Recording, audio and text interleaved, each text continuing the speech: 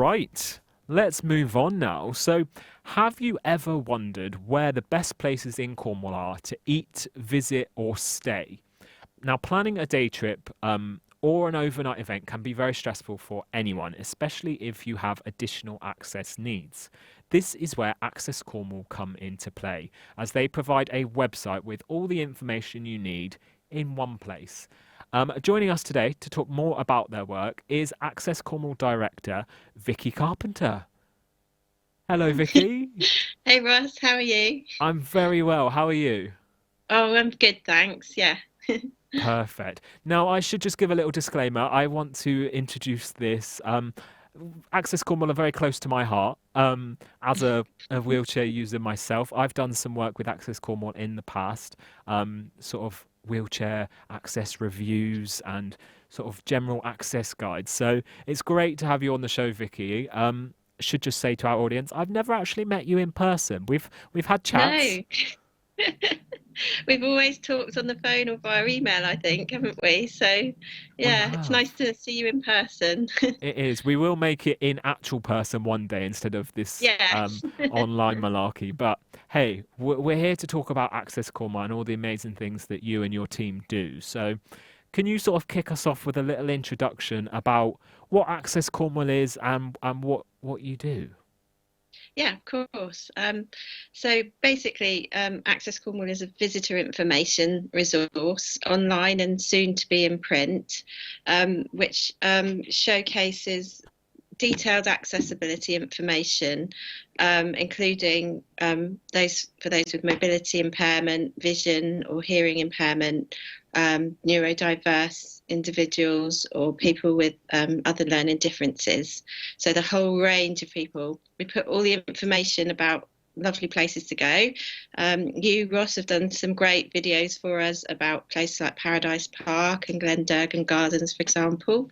But we also include accommodation providers, places to eat, events. We do reviews of festivals, things like Boardmasters and the Little Cider Festival we've done recently, and just places to go and have fun, like kayaking and zip wires and all those great things. Because as we all know, if you have access needs, you don't want to just rock up and hope for the best. You like to know that you're going to be able to go and have a really great day. And that's what we do. And we have an amazing team of people, including people like yourself, Ross, who go out Hey. and who are our experts, because it's all done by people who live with accessibility challenges every day, or people who care for them and family and friends. So we've got a really amazing team of people who are going out and putting this all together for us. Amazing. And I think that's what I love about the platform is that it's a positive platform, isn't it? It's not there to slate any company or say, oh, you've got bad access or anything. It's literally just an information hub to say, these are the facts and figures. This is what you've got to offer. It's not almost giving personal opinions as such. It's telling you what is there for those that need to know, isn't it? Yes, because our focus is all about what you can do, very much so, and the things that you are able to do. And we'll put up photographs and information so that you can decide before you go if it's right for you, if you're going to be able to enjoy it. And also, we're kind of aware that the Cornish hospitality business has had a bit of a rough time lately. And a lot of these businesses are hugely well intentioned, but they may not be able to afford to do everything for everyone. And there are some lovely places that are like gardens that have got steep slopes. So it's really going to be difficult for them to make that accessible for everyone without huge amounts of investment or changing the nature of places. But then you see places like the Minack Theatre, which is incredibly inaccessible, you might think, working their socks off to make it as inclusive as possible for everyone. So what we try to do is feed back to the businesses really sort of simple, easy fixes they can do. And like they'll also forget that, because they always think it's all about wheelchairs. And of course it is making sure that as many people can use it as possible. But there are so many people they forget, like, for example, people who might be autistic can benefit from having a quiet place to go to. Now, that's not an expensive or a difficult thing to put in place. So it's easy fixes we feed back to the places that we go and review to help them be more accessible. Yeah, and that's the most important thing, isn't it? It's important to note that you're never going to have a venue that is going to be perfectly accessible for everyone because everyone has different access needs. What might work well for me might not work so well for somebody else. So you cover such a range of disabilities on the website, like you touched on, not just mobility, it's visual, hearing, learning disabilities, and autism. So why is it so important to you as the director to include all that information? It's important because accessibility is about taking down the barriers and making it open to as many people as possible. So you don't want to just focus on one particular area of mobility, for example, because as you know as well, we've all got friends with a variety of different access needs, or we might live with them ourselves.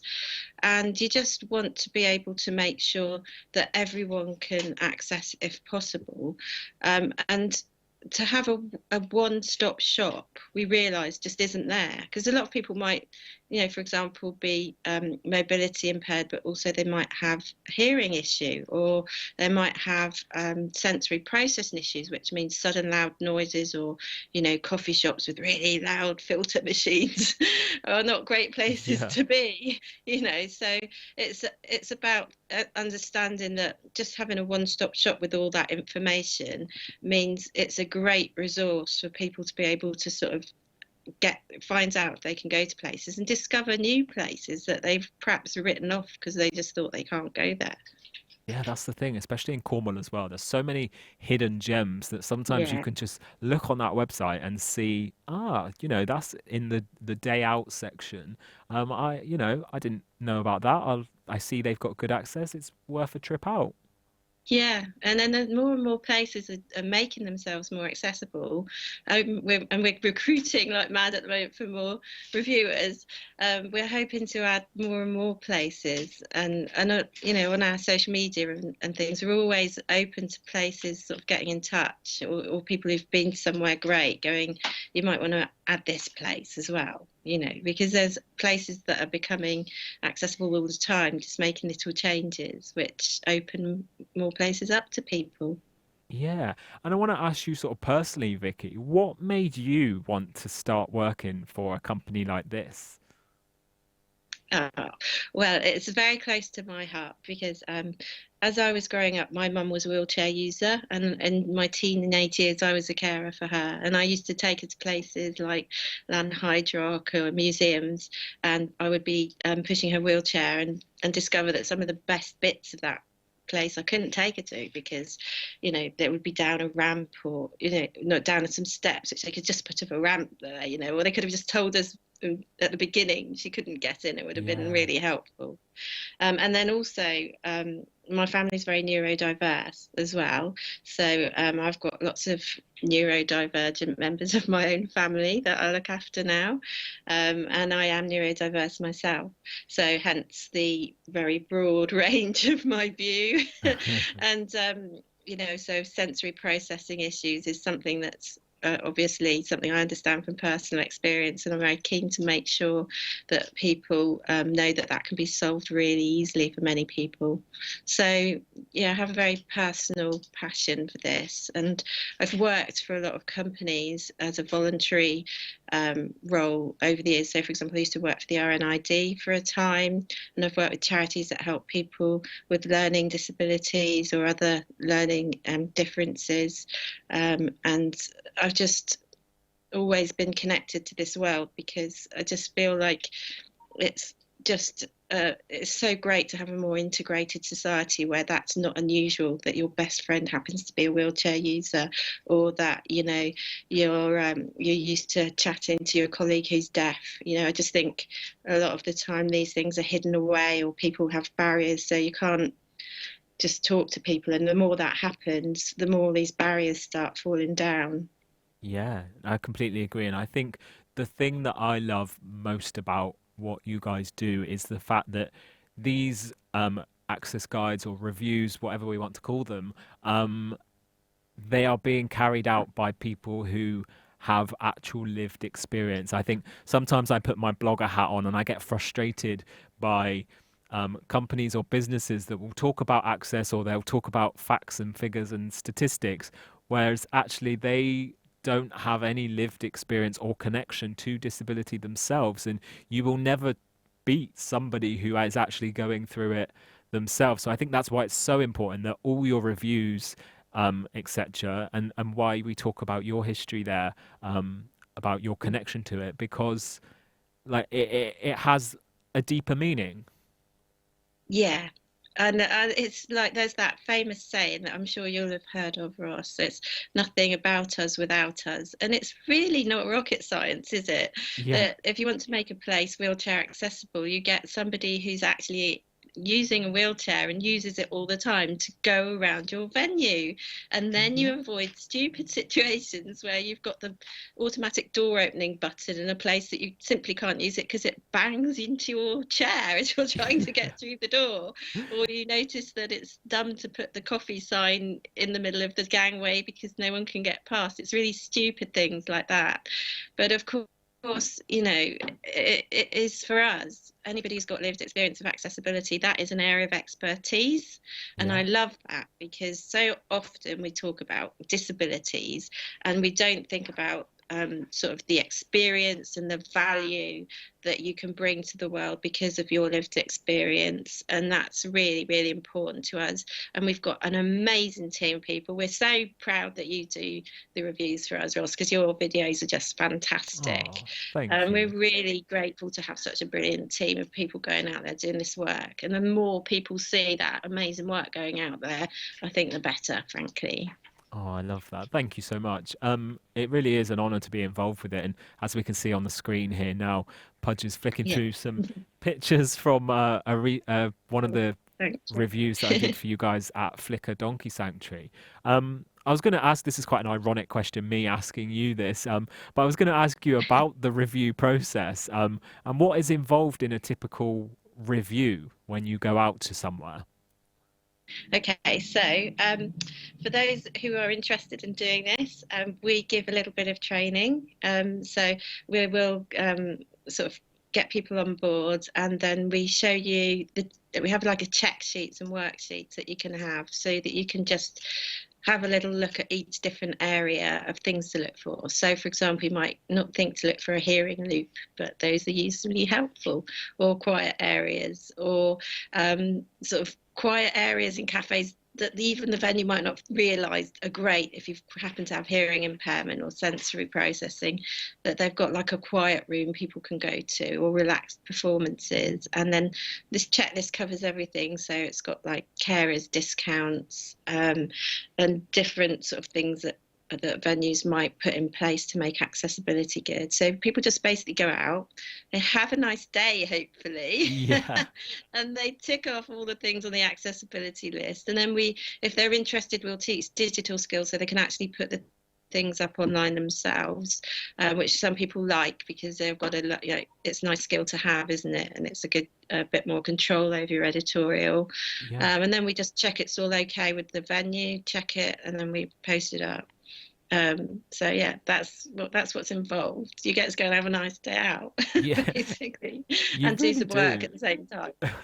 You really do. I almost feel a bit guilty sometimes when I'm out I tell people, I'm working, and you're out and about. You've obviously the things that I've done for you. We've ventured more into videos, haven't we?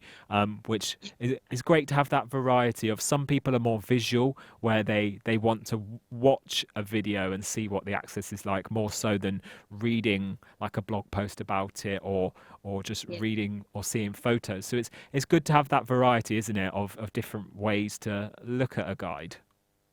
Yeah, and if we had resource was no object, we would have videos and written information for all of it, because the more formats you can put the information out in, the better. And also your videos are brilliant for anybody, but they're particularly valuable for people who might be autistic or have other kinds of learning difference, where, or social anxiety, where being able to see a place and sort of almost go round it before they've actually had to make the journey is incredibly reassuring and makes it much more likely they will actually visit. So yeah, we're looking to do many more videos, and in fact doing a bit of training to some of the volunteers to help them learn to do that, because it's a big job. Yeah, no, absolutely. So I want to throw a hypothetical scenario at you now. Say, for example, you go out and do a review and the location is terrible. It's Oh awful. It's yeah. got terrible access. What would happen then? Is that something you just wouldn't feature them on your site, or would you Yeah. just, how would that work? So what we would do then is we would send a feedback report back to the business, go, you might want to consider doing XYZ. If it's that terrible that literally we think people with accessibility needs would just have an awful time, we simply won't feature them. What we will not do is go online shouting and pointing the finger and going, you do this terribly, because the main reason we don't do that is it shuts the conversation down and it makes other places afraid to even talk about accessibility or sort of raise, we've got a lot of places that go, oh, we don't want you to feature what we've done about accessibility because we're worried that we're going to get criticised online and have a lot of people complaining about us. Well, the irony there is they've probably got loads of accessibility features that mean a lot of people can go. It's just that there are some people who can't go. And unfortunately, that may well be the case for many venues and businesses. So we just don't, that's our policy. People may hate it, and I'm sorry, but we're just trying to make it as accessible as possible. And in our view, the best way to do it is by privately feeding back where they can improve and working with them to try and make it better, rather than publicly shaming people. Yeah, no, I think that is absolutely the right thing to do, and it's admirable. I think in certain situations, yes, if you've been treated horrendously, it's Yeah. and that's your only option. Yeah. Then, but I'm the same with the work that I do on my blog. I'm not about it's not about publicly shaming anyone. It's about actually making the improvements to make it better. I'm really glad that you guys do that. I want to talk a little bit more about funding as well, because obviously it's so important for you guys to secure funding, or do you take sort of donations or fundraising, or how does that work for you to support everything you do? Well, we have got some brilliant funders. So the ESF and CLLD have funded a lot of our training programme at the moment. In fact, they've just funded us to take on a lot of new recruits to train them up as reviewers, and we're really grateful for that. And we've also got funding from the lottery community programme. So they've funded some projects. GWR have funded us to do a guide to the trains in Cornwall. And then we have some companies now supporting us and paying us to do work, which is enormously beneficial, and we're really thankful to them. So among those are Cornwall Council, and private companies like Basimva Farm Cottages and St Austell Breweries, and they all help to fund. But yes, we were really grateful for donations as well, because what that funds, like the Cornwall Community Foundation as well, have helped funding us. It helps to pay for our volunteer programme, and it helps us to keep the sort of the machinery and the nuts and bolts going. And we're obviously a community interest project company, so every penny of profit goes back into serving the community that we're built to serve, and for us that's people with accessibility needs. So yeah, we're always grateful for more funding. If anybody can help, please get in touch. Brilliant stuff. And obviously, you, in order to secure that funding, a lot of it is about awareness and people knowing about what you do and things Yeah. like that. Obviously, I follow you guys on social media. I see that you've attended several promotional, like business fairs and events recently. Yeah. How's that been going? It's going amazingly well, thank you. So we were at the Stydian show, which was great fun, and we went to the Cornwall Business Fair recently. That was great. We had that's lovely Shane from Cornwall Channel TV helping us out there Oh, because he's got many followers. So yeah. that was great. But yeah, we had loads of people get in touch with us, including businesses who want our support for accessibility, and we're always really keen to help them. So that these things have been going really well, and it just feels like we're getting more momentum because we're obviously fairly new. We're only a couple of years old, but we feel like we're getting a lot of momentum. And you guys having us on the TV, for example, that's a huge support. We're really grateful for that because that all really helps us. Yeah, no, anytime. And here at Chaos, we're all about promoting local businesses, especially when it's in Cornwall. Like this is on our doorstep, and we're promoting Cornish attractions. Accessibility is a huge thing here at Chaos as well. So we absolutely love everything you do. Um, in plans for the future, Vicky, what are the future goals? Like, where do you see this going? Have you got like an end goal vision? So our goal is to have a complete map of all the places in Cornwall with accessibility information and a printed guide that comes out so that it's available in different formats for people. Obviously, we do that as sustainably as possible, and also to build it up as a business where companies can come to us and get accessibility advice from a team of people who live with accessibility needs. And we work with sort of like qualified access design auditors as well who work with our team. So you get a completely big picture. But if that can provide jobs as well as a brilliant resource for people with accessibility needs in Cornwall, that's what we want to do. We just want to make as many places in Cornwall accessible as possible, and that the goal is to have everything on the website, frankly. Yeah, I mean you've covered a lot already. We flick through your website. And yeah, all obviously the big attractions, you've got the Eden Project and stuff, but it's the little ones as well, isn't it? It's Yes, nice. It's the local cafes and the hotels or the gardens. It's that's nice it. that Yeah. it's such a variety of places, isn't it? There really is. And it is, in some ways, it's impossible to put everything on there, but to help as many of those small businesses as possible is what we really want to do. And we do put out free resources to help those guys be more accessible as well, because we're aware that it's helpful for their business if they can make sure that they're accessible, because there's so many people who fall into this category. Even if it's you want to take your grandma out for tea at the hotel, them being more accessible means they're all going to have a nicer time. Exactly. Yeah, and the purple pound is such a huge thing we talk about, the spending money of disabled people. You know, you want these businesses to be accessible in order to to spend money. Yeah. It makes the world go round. So It's true. I think they say it's £286 million a year that companies miss out on because they can't allow people with accessibility needs. But it's also it's wider than that, because it's like the family and friends of those people will choose to come to a place where they can take their friend or their sister or their husband, and have a nice time. And then also it's temporary accessibility, like parents of young children benefit from the accessibility you put in for wheelchair users, or people who everybody would like a quieter place to go to when there's not a lot of noise if you happen to have a headache. So yeah, the accessibility stuff actually helps everybody, I think, and it's just makes big Cornish businesses better and more likely to get more visitors. it really does. It is amazing. And just on a final note, Vicky, I want to give you the opportunity here to plug as much as you like. Where can people find you? Where can they follow you? You know, get it all out there. Oh, thanks, Ross.